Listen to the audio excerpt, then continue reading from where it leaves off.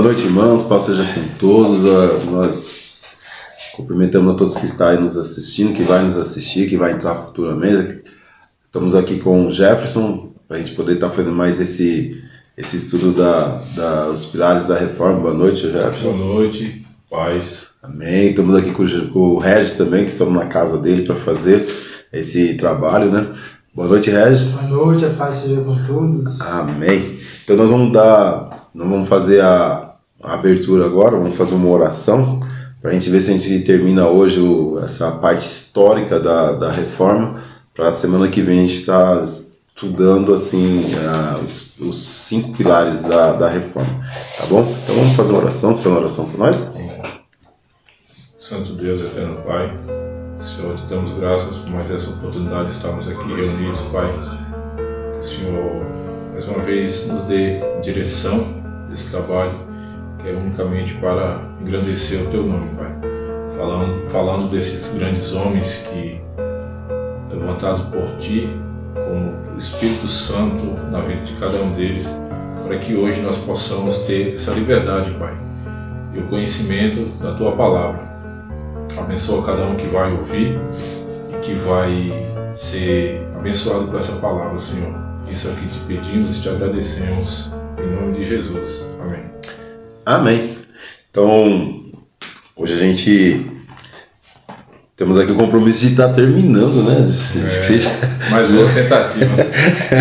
Hoje a gente tem que se espremer aqui para falar, porque a história desses homens é muito linda. Era legal se a gente conseguisse fazer um negocinho com bastante tempo de cada um deles, né? A gente dá para pegar muitas coisas. Essas pessoas, eles, como eu falei na quarta-feira, eles tiveram atos de Cristo das pessoas, que eles morreram em favor das pessoas, né? Então, vamos terminar hoje com Lutero. Então eu vou fazer assim, eu vou ler o versículo que fez com que Lutero entendesse o que é salvação, o que é Cristo na vida dele, que aí ele acabou com aquele martírio dele. Então ele consegue lá em Romanos 1:17, onde ele estava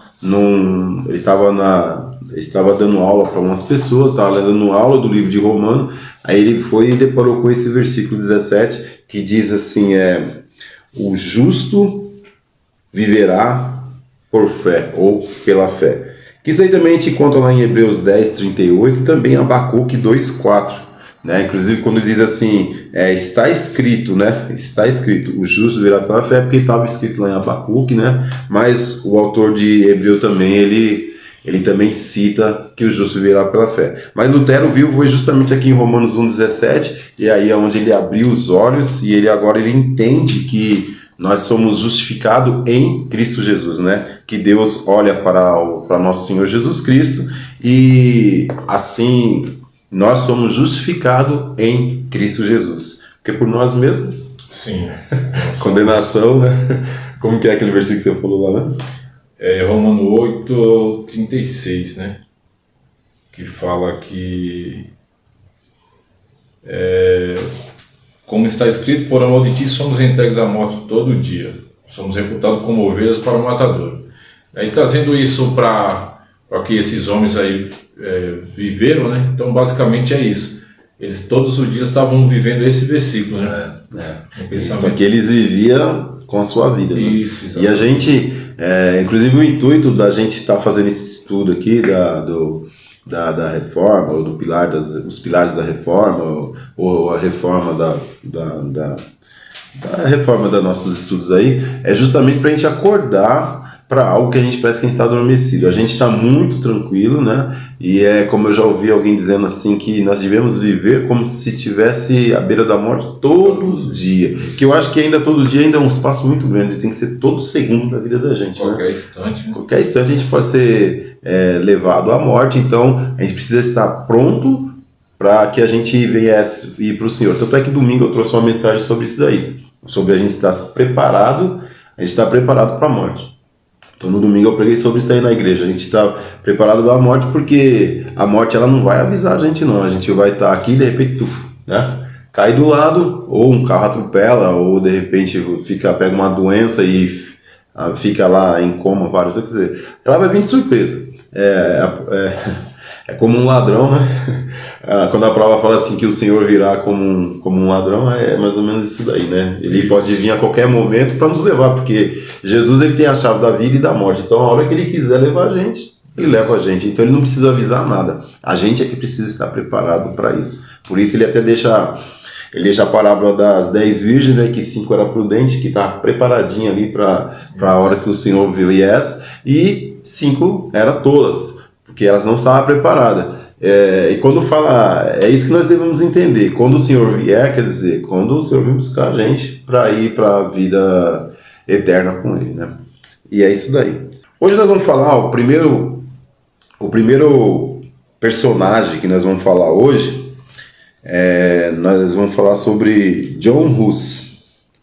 John Hus, nós terminamos na quarta-feira falando de John Wycliffe, né? Isso. E agora nós vamos falar sobre John Hus, que é um cara que ele foi aí uma pessoa que ele, baseado nos estudos de John Wycliffe, ele deu seguimento da vida dele, dos estudos dele, lutou aí contra o clero, contra o império, né? E John Hus teve uma vida muito triste, né? Eu vou falar para você que eu comecei a estudar lá, dá até um bolo na garganta. Eu peguei um documentário, mas um documentário em forma de filme de John Hus. Uhum. E é muita injustiça, certo? Muita injustiça em cima de uma pessoa onde, se você pega um documentário em forma de filme, você consegue como fala, aprofundar mais, né? Aí via, tipo, ele falando assim, mas eu não fiz nada de errado. E as pessoas, não, cala a boca, você tem que ficar quieto. Ou você se retrata, ou você morre. E ele falava, eu vou retratar do quê? Eu só preguei da palavra de Deus, eu só falei a verdade. Aí o cardeal Anthony, né? Cardeal Anthony falava, não. E assim, foi muito injusto o negócio. Mas nós vamos agora falar como que foi a vida dele, quanto tempo ele viveu. Você quer começar falando alguma coisa, ou Jefferson? Assim, curioso, né? Não curioso, mas graças a Deus por isso. Todos esses homens que a gente já falou do Wycliffe, como vamos falar dos outros agora, em regiões diferentes, mas assim, com o mesmo propósito, né? Então a gente vê que realmente era uma coisa de Deus esse pensamento, essa ideia da reforma ou da pré-reforma, porque eles foram os precursores, e veio concluir com Lutero. Que é a estrela da manhã. As estrelas da manhã da reforma. Mas a gente vê que assim, em regiões diferentes, e o desejo dessa reforma de enxergar algo errado na igreja daquela época acendeu em vários homens de Deus em lugares diferentes. Então esse John Hus da Boêmia, né? Isso. Ele nasceu aí por volta de 1371, 72. 72 eu já vi, outros já 73 e 69. Não tem muito assim. É como a gente falou, né? Coisa de 1 ano, 2 anos, como é muito tempo atrás. Então, às vezes as pessoas nem sabem, elas colocam uma data lá aproximada, mas é isso aí. Por aí. E também como o Wycliffe, né? Ele foi estudar, né? Teve o desejo de ir para o convento da época. E se eu não estou enganado, ele que falou que foi para ver, porque ele queria uma vida mais fácil, queria ter uma vida assim melhor no convento, porque ele sabia que lá ele ia ter que se dedicar a estudar, mas ele ia ter uma vida mais tranquila. Ele ia ter um certo... É que assim como as pessoas que nós falamos na quarta-feira, muitos ali foi a vida religiosa, não por chamado, né? Mas sim porque eles tinham benefícios. Sim. E Hus foi um desses também que a primeira visão dele foi benefícios, né? Aí Deus catou ele. Isso. Graças a Deus. Então ele nasceu nessa região da Boêmia, que hoje seria a República Tcheca, né? Isso. E dentre esses isso que ele passou de ir para esse convento para estudar, né? Ele viu que muitas das coisas que aconteciam ali, como foi com o Wycliffe também, inclusive os ensinamentos de Wycliffe se viu como base para ele também, né? Se colocava contrário, né, aos ensinamentos da igreja da época com relação à corrupção, à imoralidade, né? A essas vendas de indulgências, que isso aí a igreja espalhou essas vidas de indulgência por toda a Europa da época. Uma Ali. febre ali. Então isso aí era algo que eles não aceitavam, né? Era uma coisa que eles batiam muito em cima, era disso aí. É isso. Era a forma de viver, né? O mandato dos cardeais e também do império, né? Eles achavam contra porque as pessoas eles lutavam porque as pessoas estavam sendo enganadas, né? A gente falou que eles passavam por um momento difícil, um momento de peste, essas coisas todas, e eles viam as pessoas sendo enganadas e pelo medo, assim como John Hus também tinha medo da ira de Deus, né? Sim. John Hus tinha medo da ira de Deus, assim como a gente vai ver também que Martinho Lutero também, ele tinha a cabeça dele era atormentada porque ele tinha medo da ira de Deus, então ele ficava com medo de morrer e ele não está preparado, né? Então John Hus também ele tinha esse problema, assim como Savonarola também tinha um medo da ira de Deus. E assim, mas até então ele entra lá, eu marquei que ele entrou ele se ordenou a padre em 1400. Aí ele fez os estudos filosóficos de John Wycliffe, né, que assim foi conhecido lá, esse estudo dele foi conhecido lá na Boêmia, né, o estudo de John Wycliffe foi conhecido lá na Boêmia. Então ele passou a estudar e ele foi atraído por esse. Então, tanto é que ele, como o seu amigo, né, o Jerônimo de Praga, né, Isso. eles pegam esse estudo deles, eles foram contemporâneos, eram amigos, né, contemporâneos. Então Jerônimo de Praga que consegue até lá onde John Wycliffe estava, pegou os estudos, trouxe lá para a Boêmia e assim começaram a estudar. De repente a gente vê John Hus indo para Praga para poder estar pregando lá, né, que Jerônimo de Praga também era de ali. E ele começa a dar seguimento nesses estudos de John Wycliffe, né? Então ele foi aqui, ó, 1400 ele foi, né? Aí 1402 ele foi. Em 1402 ele foi visitar a Inglaterra. Tudo isso aí por mandato agora por ele ser um padre, né, um monge. Então ele foi para a Inglaterra e depois em 1407 ele também vai para Oxford. Aí e ele em 1414, devido aos seus estudos, falando como o Jefferson falou, que eles estavam combatendo tanto o império como o cardeal. Então isso daí mexeu com a massa, o pessoal não gostou, e aí ele foi convocado, né? Na verdade, John Hus, quando ele tá lá em Praga pregando, né? E tem seu amigo Jerônimo também de Praga, aí o que o pessoal fizeram? Eles foram até lá na cidade de Praga e fechou todas as igrejas.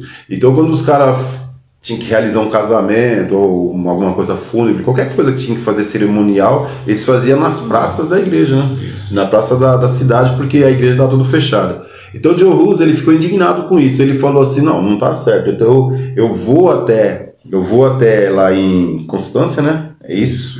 É Constância o lugar, né? Ele falou: eu vou até Constância porque eu quero me justificar. Ele falou assim: eu estou pregando a verdade, eu só estou pregando o que diz na Bíblia.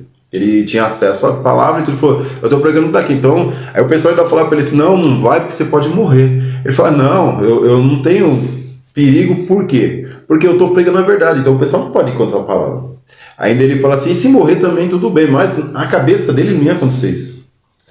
Porque ele fala assim: eu estou pregando a verdade. 1414 ele vai, aí ele chega lá em Constância, e ali o pessoal dá para ele também liberdade para ele estar pregando. E ele começa a pregar, aí ele mexe com o clero e com o imperador. Aí, onde as pessoas não aceitam isso, e eles querem levar ele a um concílio. Aí o imperador, que era muito amigo dele, o Sigismundo, ele é muito amigo de John Hus. Aí ele fala assim: olha, pode ficar sossegado porque eu vou dar cobertura para você, porque o que você fala é verdade. Né? O imperador Sigismundo fala para ele: o que você fala é a verdade, então fica sossegado que pode participar do concílio lá. Tanto é que ele até insiste. E o cardeal da época ele não quer. Ele não quer que ele vá para lá, porque ele fica com medo de John Hus mudar a cabeça do clero, né?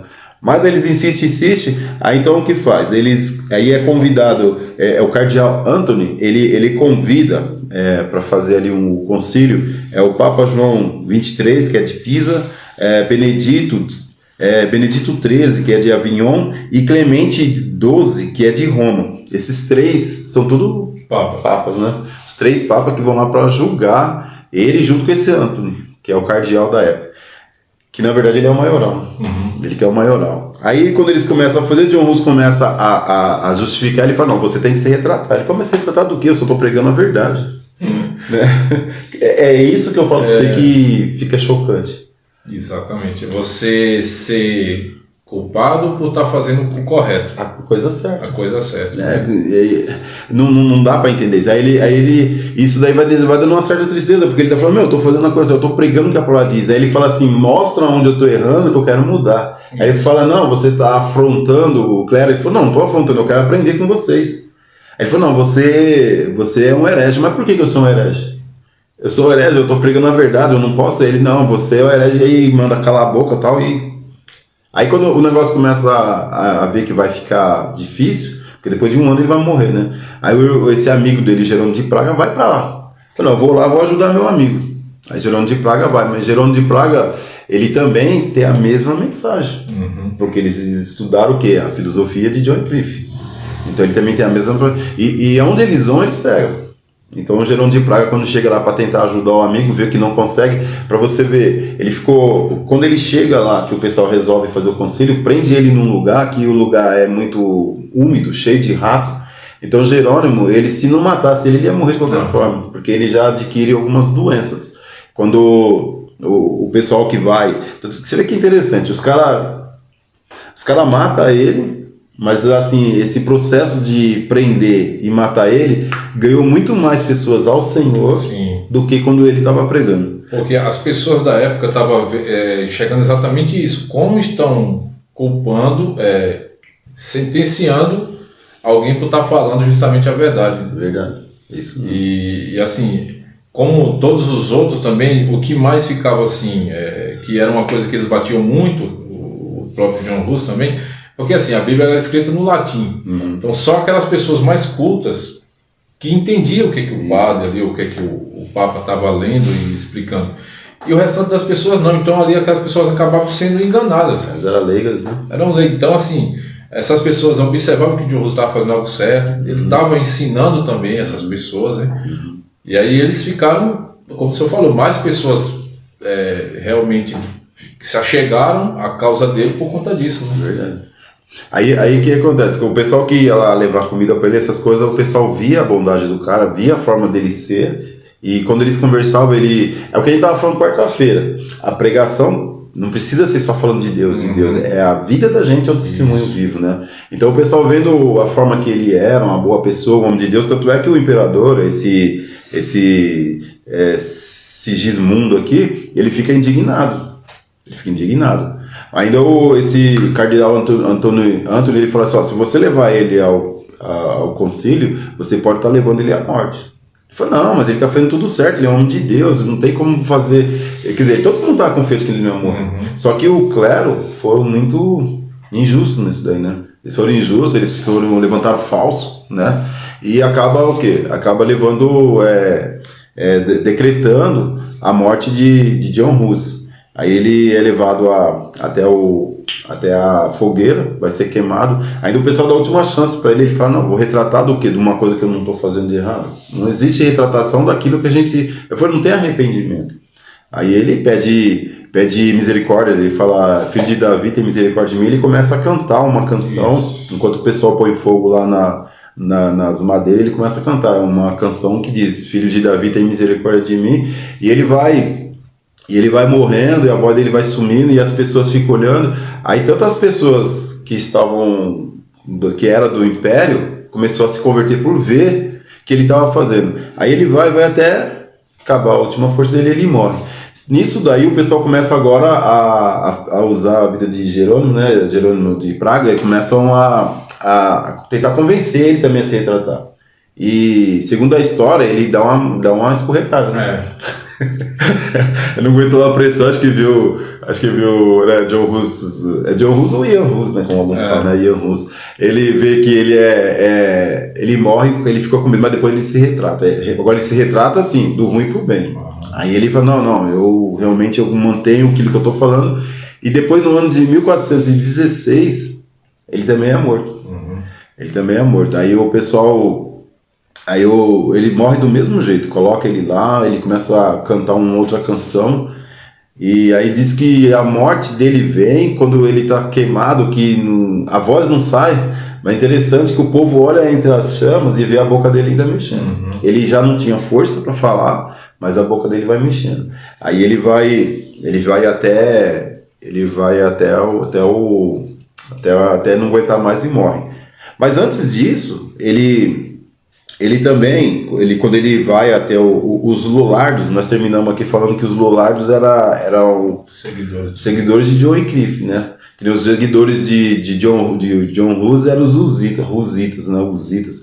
E esse João Jerônimo de Praga, ele era um Husita, mas ele se entrou no meio dos Lollardos para que ele pudesse aprender. Foi dessa forma que ele aprendeu, alguns anos antes dele ir lá para onde estava João Hus, para poder tentar ajudar o amigo. Ele pega mais escrito deles e tal, mas uma das coisas que acaba fazendo com que ele morresse, John Hus, é que o pessoal já era bronqueado com John Wycliffe. Então eles falam, não, você está sustentando uma heresia de John Wycliffe, e agora você então é um herético. Aí depois vem Jerônimo, também passa a ser, a visão dele, um herético. Deixa eu ver se tem alguma coisa aqui. Tem uma frase aí que se atribui a quando o John Hus estava sendo queimado, né? Que o Hus, o significado de Hus é ganso. Ganso. Aí falam que quando ele estava sendo queimado, ele fala, né, vocês podem até matar um ganso, mas Deus daqui a 100 anos Deus vai levantar um cisne, que esse daí vocês não podem queimar. Que eles, na história, como se estivesse referindo a Lutero, né? Porque em 1415 ele foi queimado. Lutero, ele coloca as teses dele, as 95, em 1517. Então, quer dizer, 102 anos depois, né? Que é claro, se você fala uns 100 anos, 2 anos, o que é? 100 anos, né? Foi cravado, né? Então quando o cisne, que seria o Lutero, que eles não iam pagar, porque assim, se você... Tanto é que todo mundo, quando fala de reforma, lembra quem? Martinho Lutero. Isso. O reformador, Martinho Lutero. Então, John Hus, para muitos, eu acho que é por isso que nós quisemos aqui estar mostrando os pré-reformadores, porque a gente sabe que desde lá de Agostinho, tanto é que todos são agostinianos, né? Todos são agostinianos, todos eles têm assim eles têm a linha de ensinamento, né? De Agostinho de Hipona, né? Que ele também deu umas falhas e tal, mas só que assim o ensino dele deu sustentação para esses pré-reformadores e também para Lutero, que também era agostiniano, né? Isso aí, deixa eu ver aqui que o negócio que deu uma...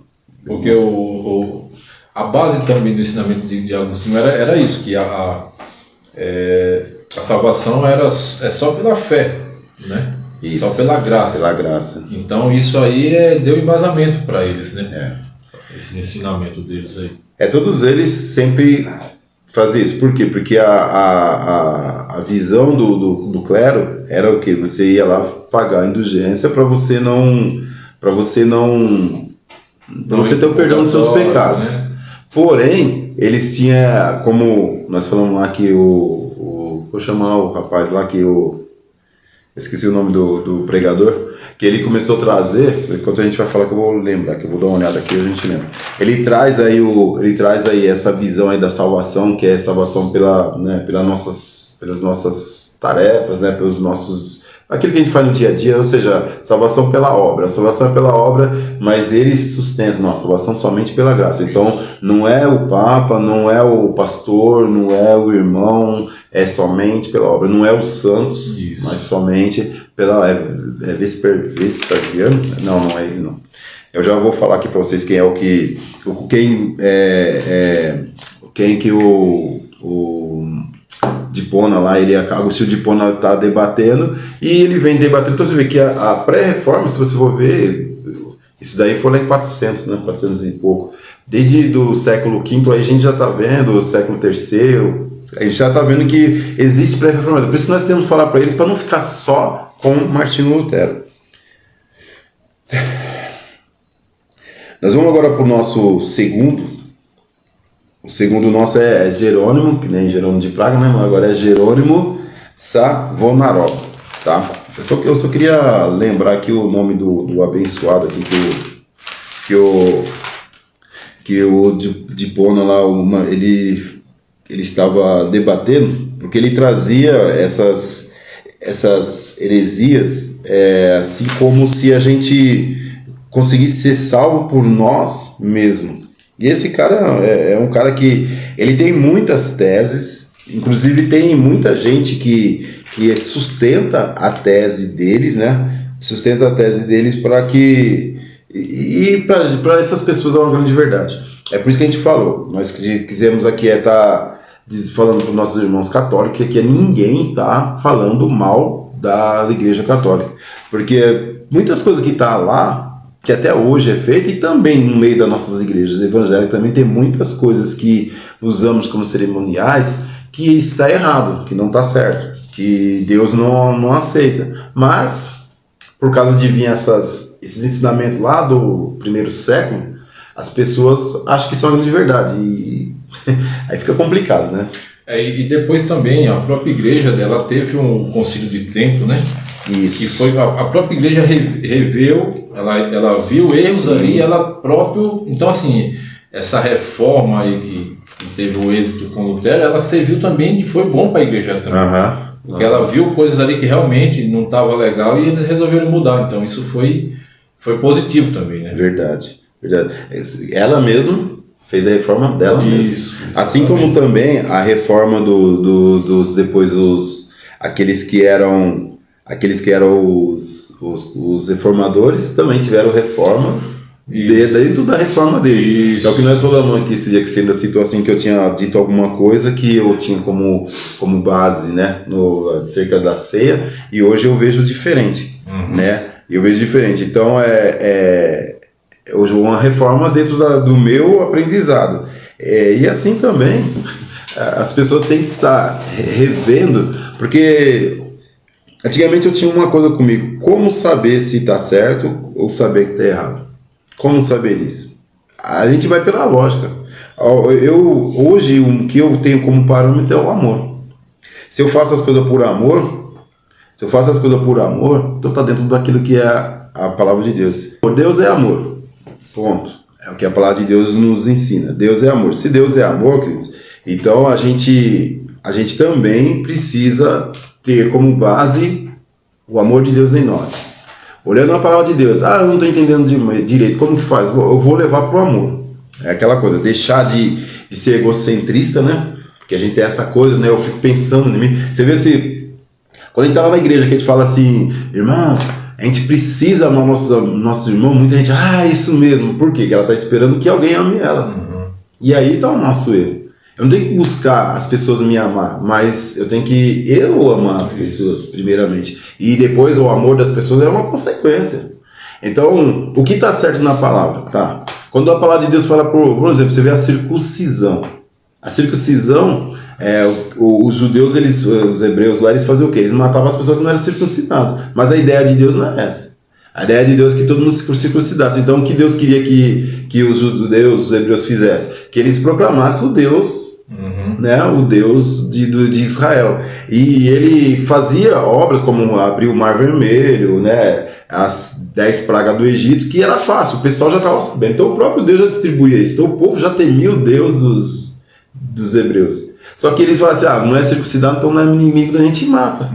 Então, mas como que a gente tem que analisar? É uma ordem de Deus, então você vai olhar para o lado do amor. É assim que vai funcionar. Eu me perdi todo com esse negócio aqui, travou, não sei lá. Então agora vamos lá. Eu não lembrei o nome do abençoado aí, mas se Deus for misericordioso com a gente, até o final aqui a gente vê quem é esse abençoado. Então o segundo que nós vamos falar agora vai ser sobre Jerônimo Savonarola. Você tem alguns detalhes que você separou aí? O Savonarola, o Jerônimo, né? Savonarola, ele nasceu em 21 de setembro de 1452. Também, vou dizer, se baseando no que a gente estudou, é mais ou menos isso, né? A gente também não sabe a precisão, mas ele nasceu na cidade de Ferrara, na Itália, e também foi um pregador famoso da sua época, né?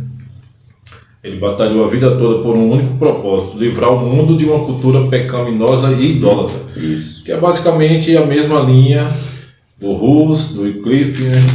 Então, esses homens aí... Como augustiniano, né? Isso, exatamente. Então, o que vê de comum nesses homens, né, por levar esse título de pré-reformadores, era justamente por isso.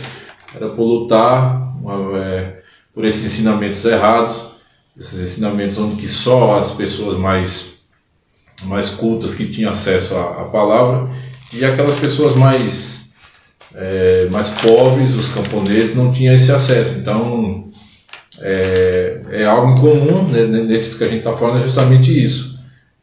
Levar as pessoas a ter esse acesso à palavra de Deus, e que isso aí tirava essas amarras, ficava mais fácil para as pessoas crerem, né? A partir do momento que a pessoa tem conhecimento do que é a verdade, fica mais fácil para elas acreditar, né?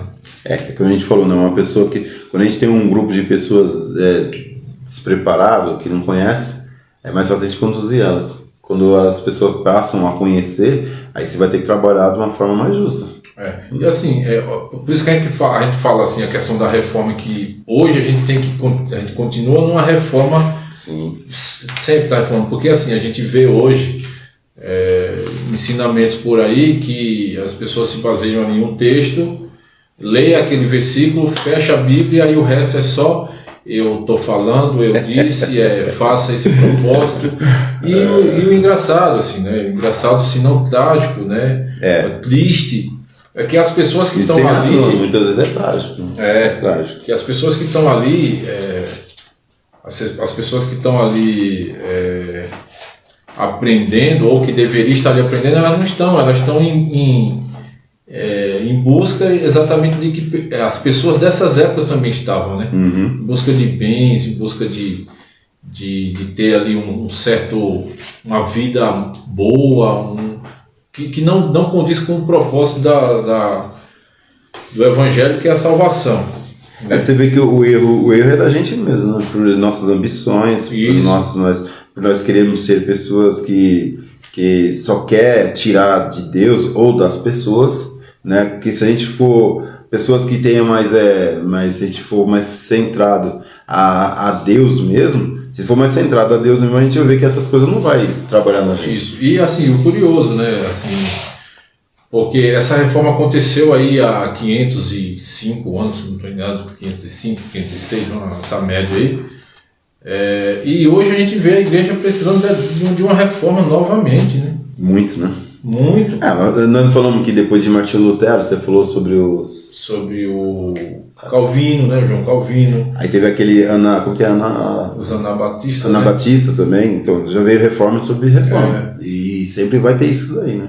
E hoje é mais complicado porque aquela época, como você falou na quarta-feira, aquela época era uma igreja, hoje em dia são várias igrejas para fazer a reforma de todo mundo. Isso. É um negócio mais complicado. Não, e muitos não vão querer, né? Assim como acontecia na igreja da época, muitos não vão querer, mas vamos dar prosseguimento aí. O que eu marquei aqui, eu coloquei sobre Savonarola. Ele foi um padre que ele foi dominicano e também pregou na Florência renascentista. O que é isso? O padre dominicano é aqueles padre que pregava em espanhol, que São Domingos, quando ele levantou esse pessoal, assim, esse tipo de clero, né? Acho que é clero que se chama. Tipo de clero, então era dominicano porque é por causa disso daí, porque é de São Domingos. Então ele pregava em espanhol e ele também teve um momento que ele foi para Florença e ele pegava lá na renascentista. A renascentista, lá em Florença, é aquele que controlava a cultura, a ciência, a arte, controlava a religião, enfim, eles controlavam tudo, né? Era tudo fechado dentro desse renascentista. Então ele teve a oportunidade de estar pregando no meio dessas pessoas. Tanto que ele pregou lá na Espanha, como também pregou na França.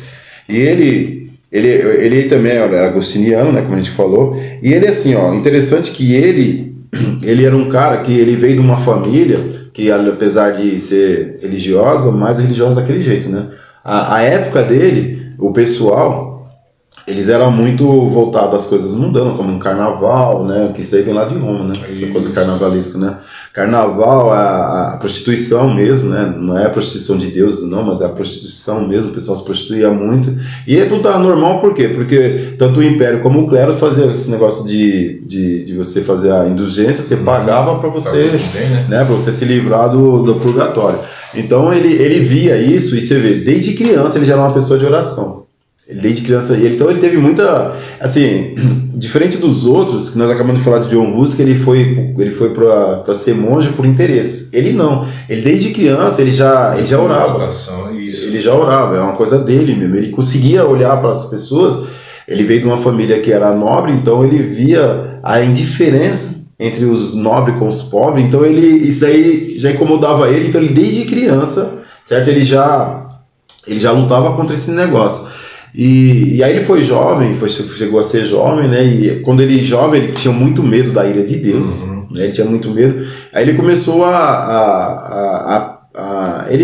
ele namorou com uma menina, uma garota lá, mas ele viu que a garota também era a mesma coisa que a família dele. Aí ele falou, não dá certo não. Aí ele pegou e começou a entrar lá no meio dos monges. Quando ele foi pro meio dos monges, ele foi lá e falava assim pro pessoal, eu não quero ser monge, eu quero estar aqui. Então ele fazia o quê? Ele fazia limpeza, ele mexia com uma parte de jardins, a comida, ele era um serviçal lá dentro. E dentro disso, como ele estava, quer dizer, ele como jovem, ele orava sozinho. Agora não, ele está num lugar onde na cabeça dele todo mundo fazia isso, só que ele viu que não era bem assim também. E ele acabou tendo a oportunidade de ensinar os novatos, né? Como ele fazia filosofia, então dentro da filosofia ele conseguiu aprender a ensinar os novatos, e nisso aí ele foi crescendo e mandaram ele para outro lugar, onde ele vai lá e achando que lá vai ser diferente, que é na França, né? Aí ele acha que lá vai ser diferente, quando ele chega lá, tudo igual.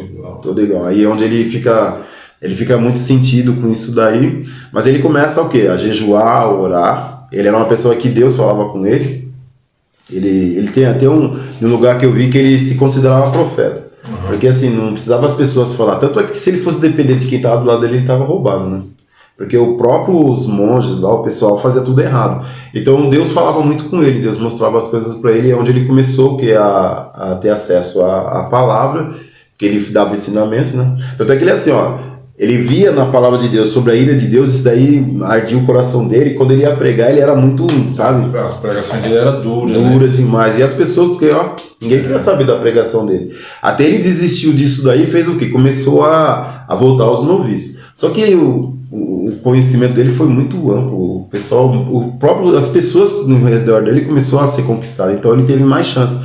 Ele chegou a pregar em lugar que, assim, tinha 2.000 pessoas. E aí aqueles homens nobres, que é como a família dele, começou a procurar ele. Ele ficou 8 anos pregando assim. 8 anos pregando assim. E aí até que o imperador da época começou a querer conquistar ele, né? Tirar ele dessa visão, começou a oferecer bens e tentou de uma forma ou de outra tirar ele dessa visão, só que ele não aceitou. Então quando ele não aceitou, ele foi preso, foi muito atormentado, né? O pessoal judiou muito dele para ver se ele se arrependia ou retratasse, como eles falavam, né? Se retratava disso, mas não, aí até que veio a ser morto, né? Ele veio a ser morto, assim como os outros também foram mortos, porque não negou a fé dele.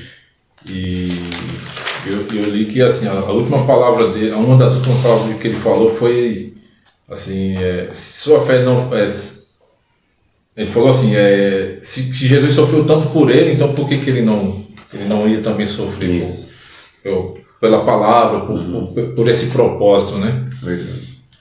Eu achei interessante que assim, eu fiz um resumão, eu peguei uma folha aqui, então eu fiz um resumão, só que tem um detalhe dele que assim, ele, o imperador, quer ver, eu não lembro o nome do imperador, mas assim, eu sei que assim, o imperador mais o clero, alguém do clero, tentou assim, fazer que eles não conseguiram conquistar ele com propostas, ou seja o que for, ou até mesmo fazendo ele sofrer. Então o que eles fizeram? Eles arrumaram um cara para pregar contra ele. E esse cara começou a pregar, mas ninguém ouvia ele, porque o povo foi conquistado.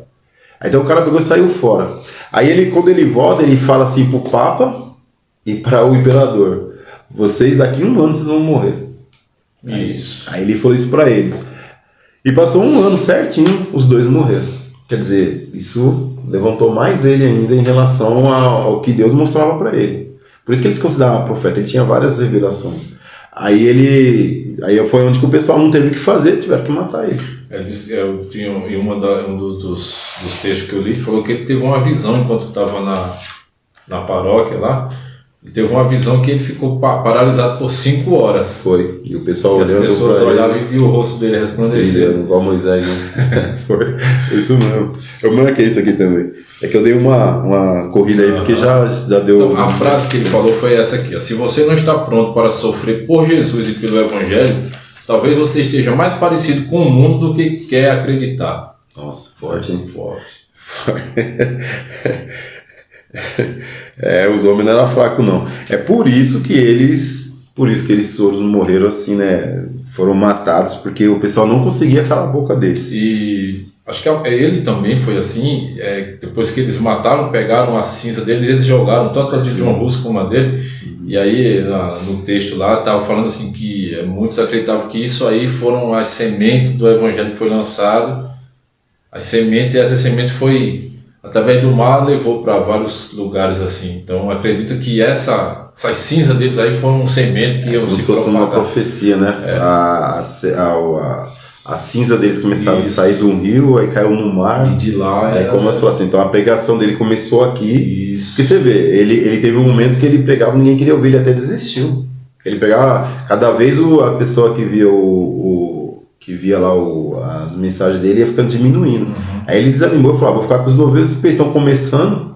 É noviços que chama, né? Isso. Quando eles estão começando, então eles vão me ouvir mais. Mas depois chegou uma certa época que eu achei interessante isso. As pessoas, pessoal que era esses homens de posse, eles chegavam à meia-noite, ficar na porta de uma igreja, meia-noite, para poder de manhã eles conseguirem entrar e assistir culto dele, para ouvir a mensagem dele. Aí ele trazia os louvores, né?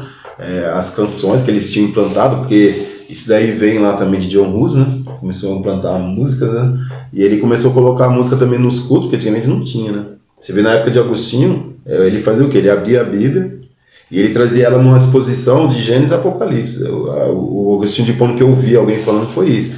Ele abria Gênesis 1, versículo 1 e ia tá. Aí ele tinha lá 2 horas, 3 horas de pregação, ensinamento sobre aquilo. Acabou, numa próxima oportunidade ele abria ali onde ele terminou e continuava. Então era uma exposição, né? Aí ele fazia isso de Gênesis e Apocalipse. Aí acabou, chegou o Apocalipse, ele voltava a Gênesis. E assim eram as pregações dele. Porém, não tinha louvor, não tinha nada. Agora eles não, eles já começaram a colocar algumas canções, né? Eles começaram a colocar canções. Acho que é o irmão de Carlos.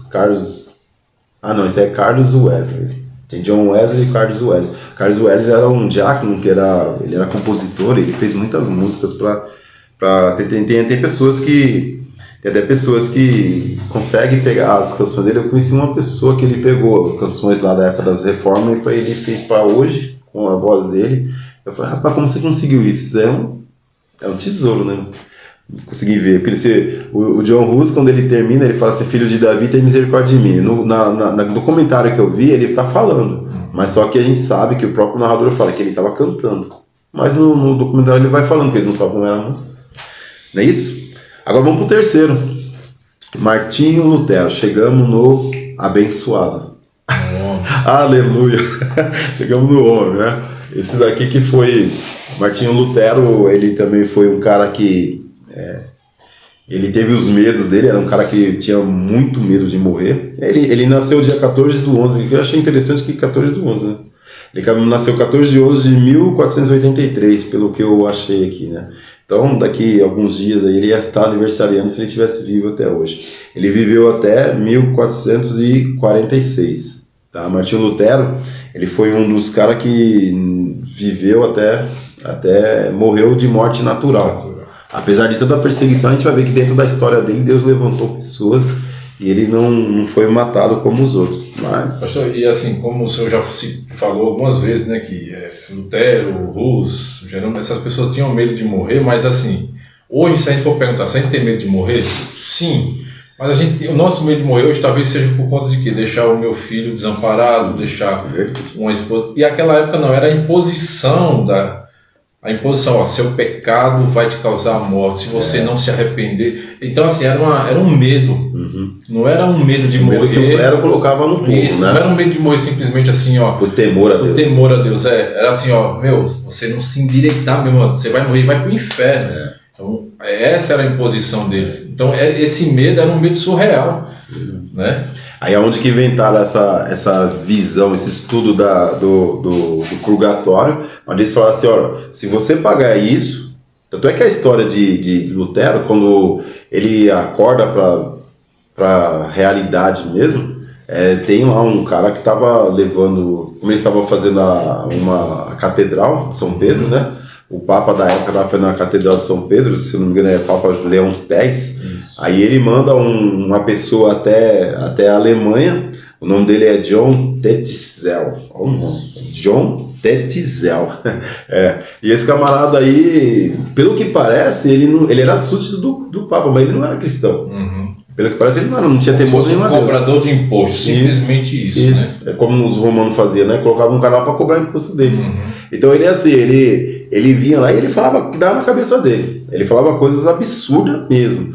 Então, para poder o povo ficar com medo, que nem você falou, o povo ficava com medo, aí ele falava assim, ó, mas só que é o seguinte, o Papa me deu toda a autoridade. Isso, toda a autoridade. Então, eu vou passar para vocês. Se vocês estão em pecado, vocês vão fazer isso. Paga isso, aí vocês vão pro purgatório de lá, porque a visão do purgatório não era ir pro inferno, né? Segundo a tese purgatório, é isso. Quem vai pro purgatório não vai pro inferno. Ele fica. Quanto mais você tem que pagar, você fica lá. Então, se você pagasse agora em vida, você ficava menos tempo.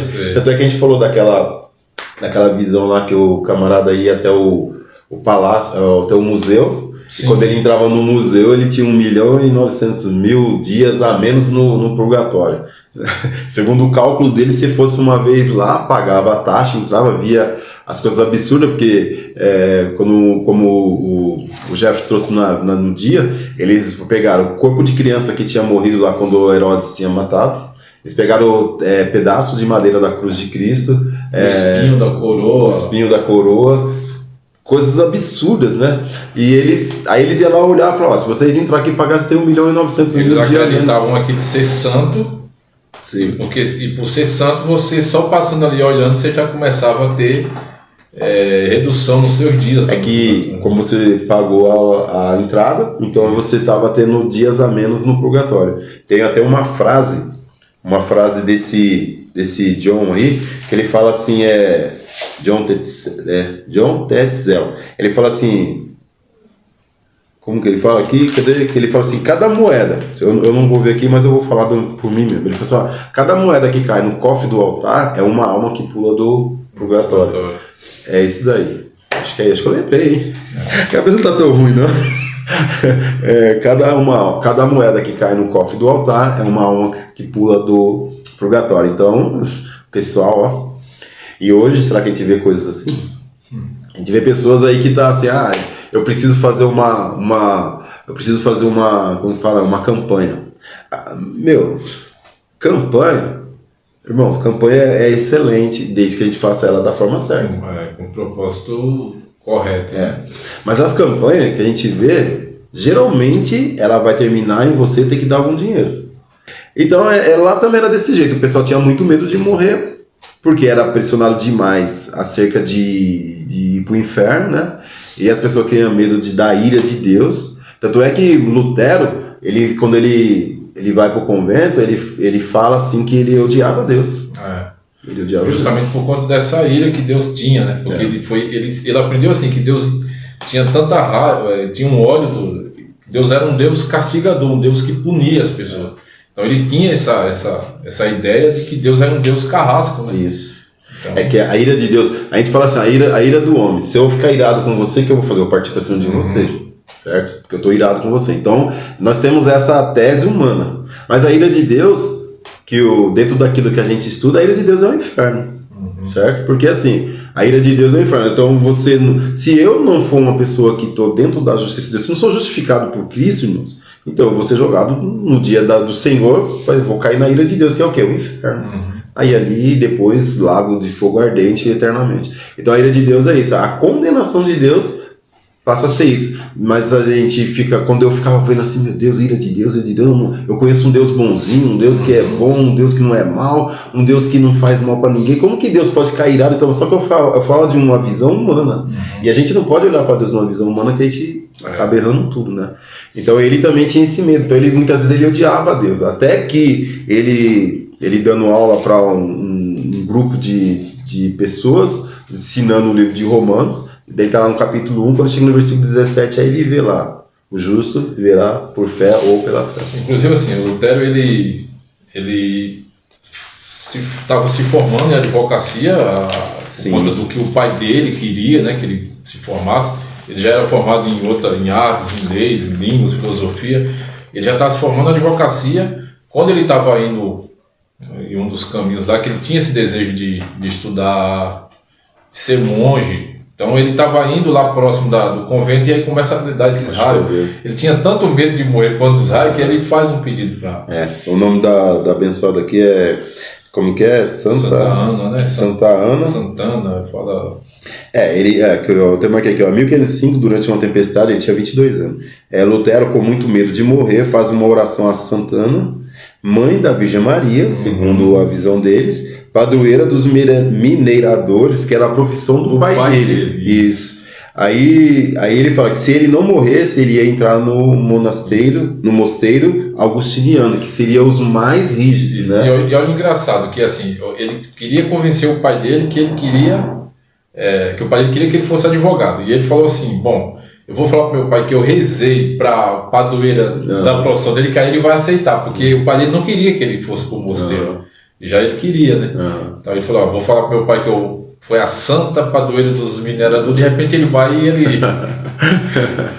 aí é isso daí, caiu um raio perto de uma árvore perto dele, ele até foi atingido, mas só que aí ele sobreviveu, ele foi lá pro mosteiro, né? O mosteiro, e lá ele acaba virando um monge. Né? Ele vira um monge e ainda continua com esse medo, como eu estou falando, esse sacrificou. Eu vi o historiador falando que assim, que pessoas entravam no quarto dele, às vezes ele estava estirado no chão de tanto que ele... Se bater, né? Isso. Se martirizar, né? Porque um jovem, né? 22 anos. O cara tem desejos. E ele entendia que, assim, que nada que ele fizesse ia o tornar santo, para poder merecer a bondade de Deus. Então ele falava, quanto mais eu me castigar, Deus vai ver que eu estou tentando ser santo.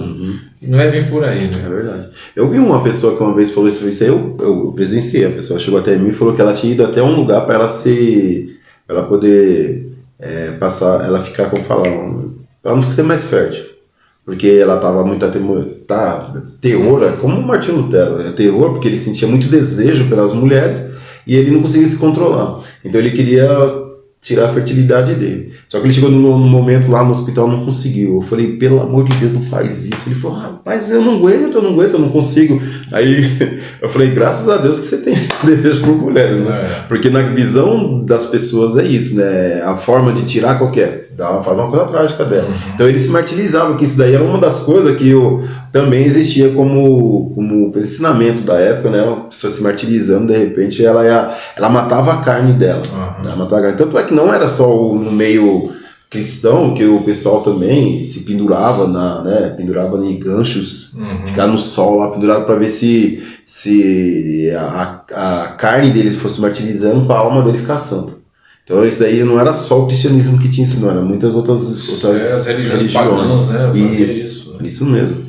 A da Índia, né? Eles faziam muito isso daí. Então ele passa por esse momento, aí quando ele se converte, graças a Deus ele se converte, aí ele... Deixa eu fazer um resumão aqui, né? Porque hoje o horário já está indo, né? Então aí o que acontece? Ele agora começa a ensinar a verdade, porque ele descobriu, Deus mostrou para ele começa a ensinar a verdade. E vem a perseguição em cima dele.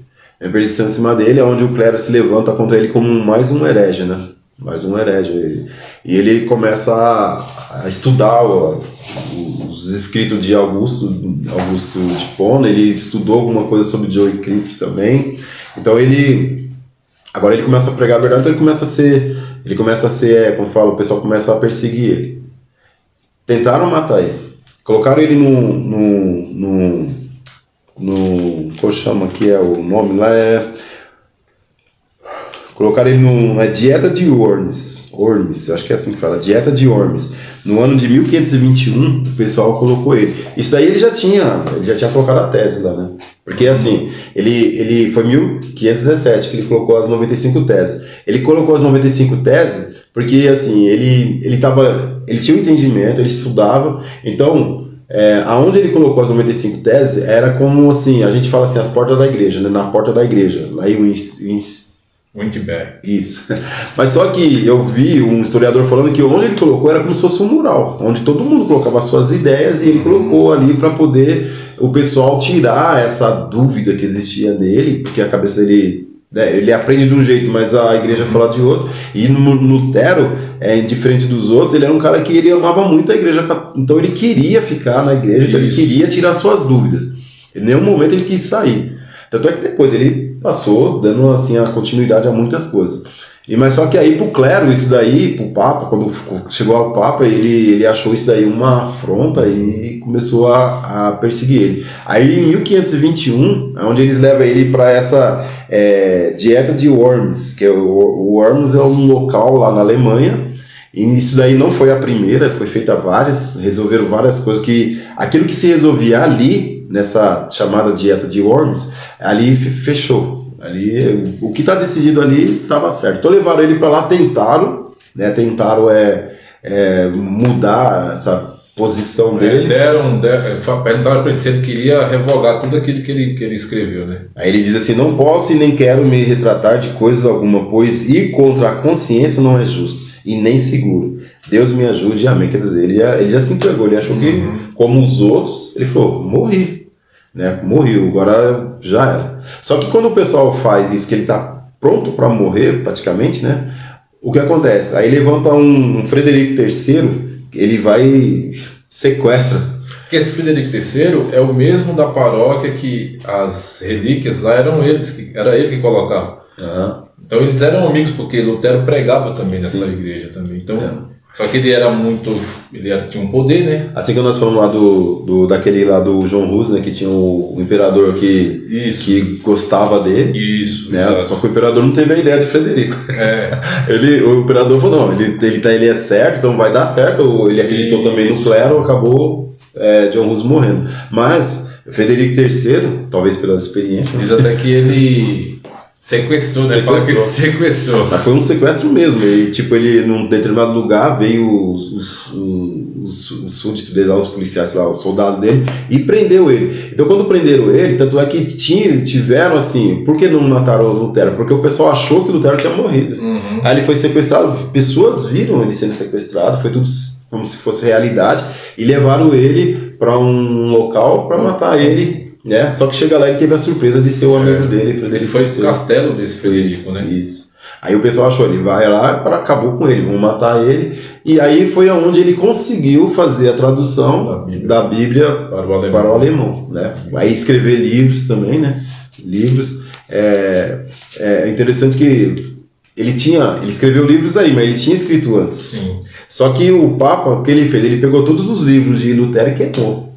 Aí ele pega e faz um mandato lá, esqueci o nome que se chama, né? Uma bula, isso, para Lutero se retratar. Lutero faz o quê? Ele pegou essa bula e todos aqueles livros que ele aprendeu para ser monge, essas coisas, e queimou tudo em praça pública, onde o Papa ficou possesso, né, com ele. Falou, esse cara me afrontou, então não vai matar ele. Voltando só um pouquinho, quando ele estava no mosteiro, eu li que ele ficava...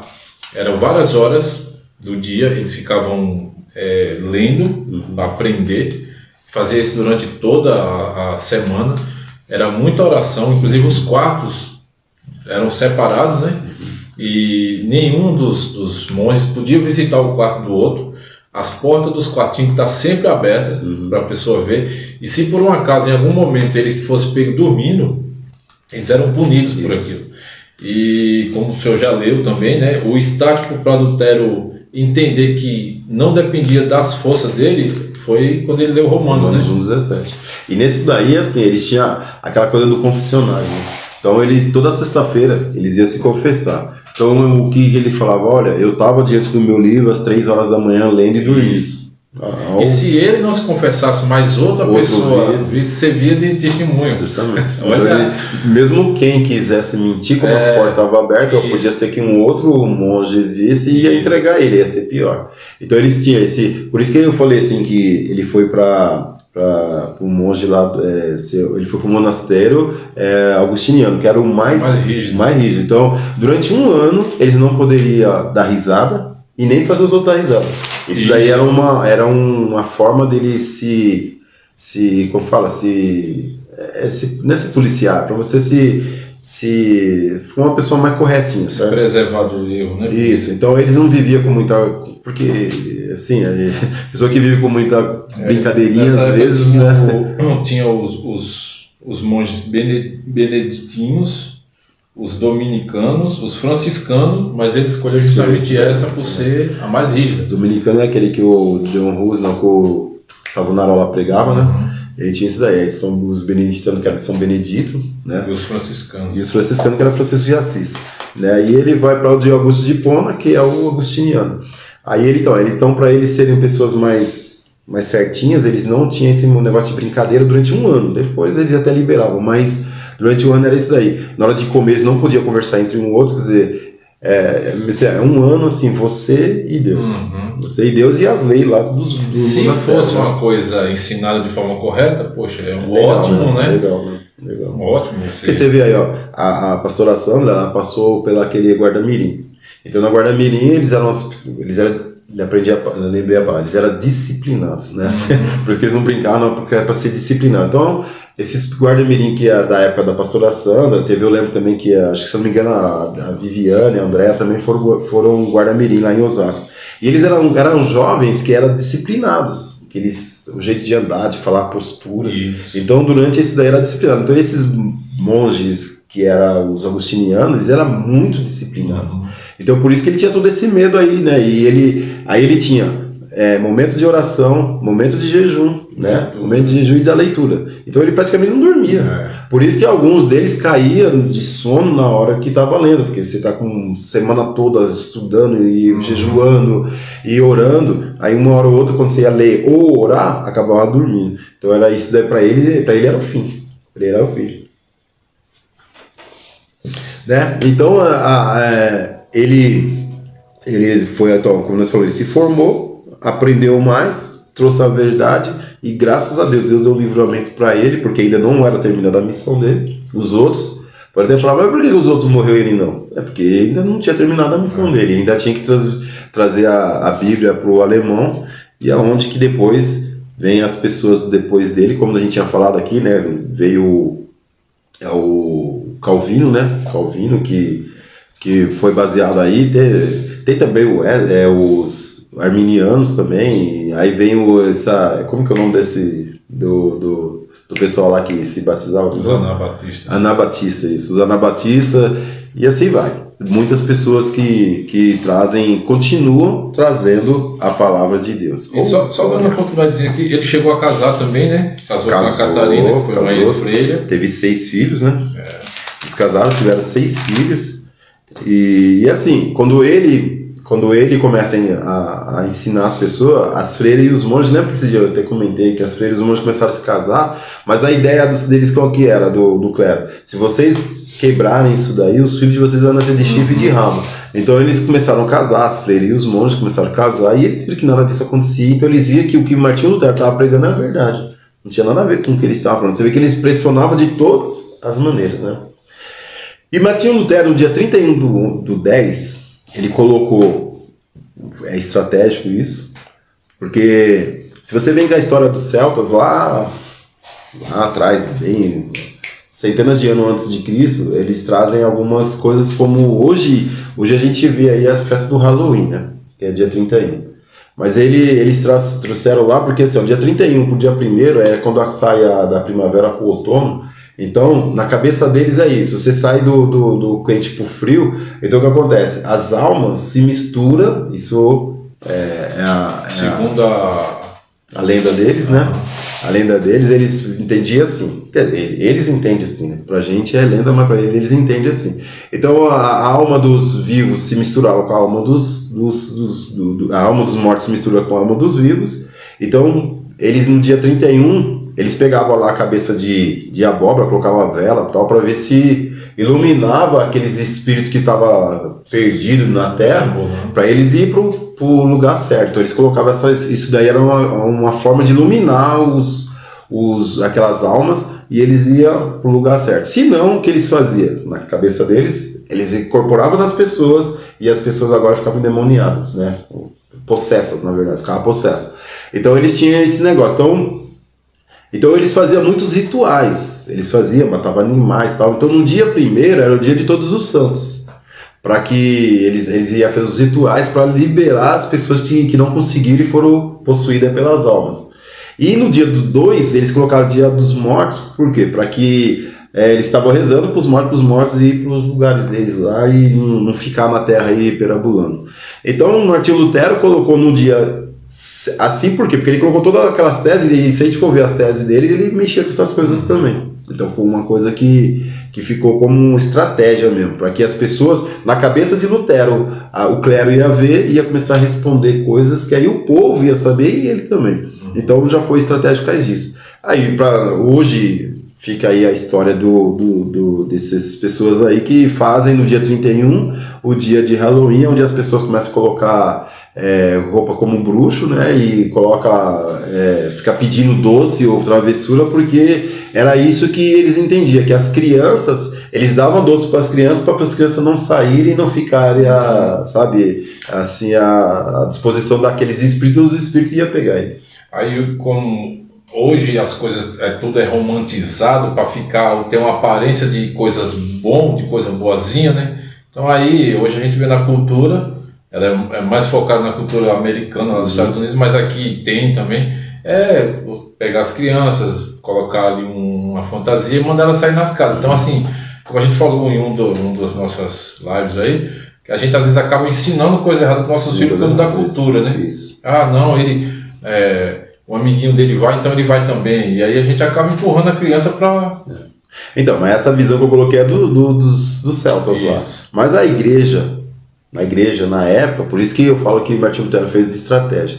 A igreja, na época, eles colocaram o dia de Todos os Santos, com uma visão diferenciada, assim, que você ia orar para os santos, como Pedro, Paulo, todos os santos, né?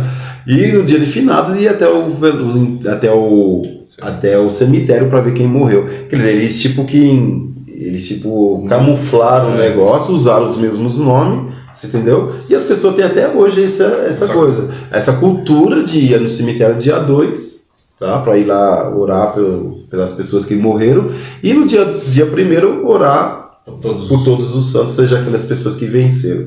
Mas isso já vem de lá de trás, de uma visão dos celtas, certo?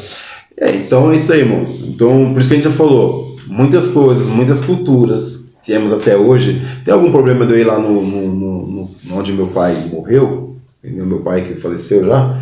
Não, problema nenhum, mas não precisa ser dia 2. Eu posso dia 2? Também posso dia 2, mas não porque é dia 2. Eu tenho que ir porque de repente eu tô com saudade do meu pai, e eu vou lá e de repente olhando no túmulo, ou arrumar algumas coisas lá que fica bagunçado e tal, preservar um lugar que eu sei que meu pai está enterrado, mas não por uma cultura dessa. Porque ele morreu, então eu tenho que orar, sabe? Lembra daquela frase que eu falei na quarta-feira, que porque acender vela se Cristo é a luz do que morreu? Então a gente não precisa estar... a gente traz para hoje, e tem muitas pessoas que são evangélicos que fazem isso, que visitam lá porque ele morreu, se eu não orar pode ficar perdido. Aí, meu irmão, isso acabou. Isso aí pra gente não existe, tá? Morreu, fechou. Há esperança enquanto há vida. Enquanto há vida, há esperança. Depois é com Deus somente, tá bom? Então eu queria deixar isso daí. Agora você tem alguma coisa para falar deles? Então, para finalizar, que ele faleceu, né, no castelo do Frederico lá em 1546. Isso. Então ele faleceu. Que é outra suposição também, né? Que como o pessoal não perdeu ele na história, então o pessoal supõe que é 1546. Isso. É isso aí. E assim, foi muito bom esse esses estudos aí que a gente fez, porque realmente voltar na história é muito importante. E de todos os vídeos que eu assisti, eu sempre vejo as pessoas falando, isso aqui é só um pouco, porque, ou seja, a gente já pegou um pouco do resumo que aquele cara fez. Então tem muita coisa ali que em um vídeo de 1 hora ele não consegue passar. Então fica aí também o conselho até, né, para quem acha interessante, porque é a história da igreja, né, a nossa história. A gente sabe que vem lá vem de Cristo, vem dos apóstolos e é interessante, é muito bom. Eu vou falar para vocês, esses dias que a gente tem feito aqui, eu passo praticamente o dia assistindo documentários, vendo escritos. Às vezes a gente se confunde porque é muita informação, mas é uma coisa que, assim, não tem como você assistir esses documentários desses homens de Deus e você não se emocionar. Porque é muito triste o que fizeram e hoje nós não estamos nem aí com o que eles fizeram. Né? É como Cristo morreu e muita gente não aceita ele como o Senhor.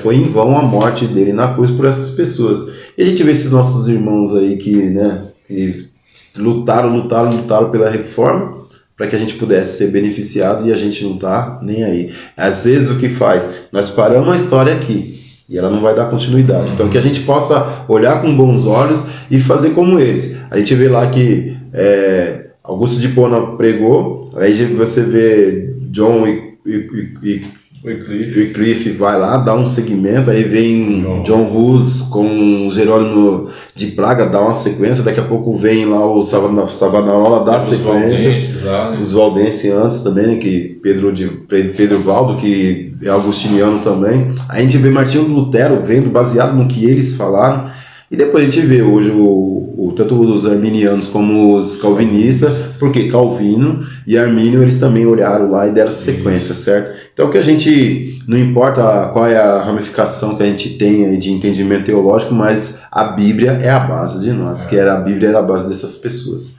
Amém. Certo? Amém. Beijão para todos, fica na paz, Deus abençoe. Até a próxima.